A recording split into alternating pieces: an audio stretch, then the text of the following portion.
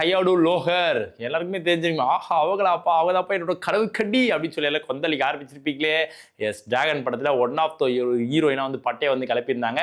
ரொம்ப சூப்பரான ஒரு ரோலை வந்து பர்ஃபார்மன்ஸ் வந்து பண்ணி கொடுத்துருந்தாங்க. அவங்க என்ன பண்ணியிருக்காங்க அப்படின்னா, அந்த ப்ரொமோஷனாக வந்து பண்ணுவாங்க பார்த்தீங்களா, தெலுங்கு மல்டிபிள் லாங்குவேஜஸில் படத்தை வந்து ரிலீஸ் பண்ணியிருந்தாங்க.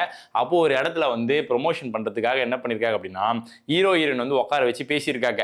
அப்போ வந்து ஹீரோவோட ஃபோனை வந்து ஹீரோயின்கிட்டையும், ஹீரோயின் ஃபோனை வந்து ஹீரோகிட்டையும் வந்து மாற்ற சொல்லியிருக்காங்க. ஸோ டாஸ்க் மாதிரி கொடுத்துருக்குறாங்க. அப்போ வந்து ஓகே அலசி ஆராய்ச்சி பாருங்க, எதாவது கிடைக்குதான்னு பாருங்கன்ற மாதிரி சொல்லியிருக்காங்க. அப்போ வந்து நம்ம ஹீரோ என்ன பண்ணியிருக்கா அப்படின்னா, ஹீரோயின் ஃபோனை வந்து அலசி ஆராய்ச்சி பார்த்துருக்காரு. அப்போ வந்து ஒரு சில இன்ட்ரெஸ்டிங்கான இன்ஃபர்மேஷனாக வந்து கிடைச்சிருக்கு அவருக்கு. அதில் என்ன கிடைச்சிருக்கு அப்படின்னா, டெம்ப்ளேட்ஸ், அதாவது மீம்ஸ்.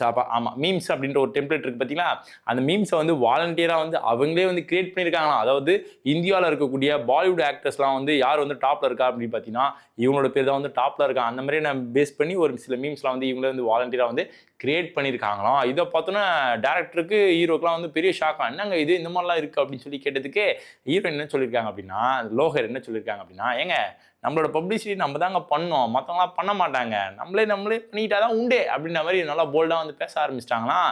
இப்போயே இவ்வளோ போடு போடுறாங்களே, இன்னும் போக போக எவ்வளோ போடு போடுவாங்க. அதையும் தாண்டி நான் ப்ரொமோட் பண்ணால் என்ன பண்ணலனா என்ன, மீம் கிரியேட் பண்ணால் என்ன பண்ணலான்னு, இப்போ டிராகன் படத்தின் மூலமாக நல்ல வரவேற்பு வந்து கிடைச்சிருக்கு.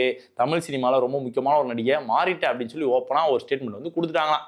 எங்கே போய் முடிய போகுதுன்றதை பார்க்கலாம்.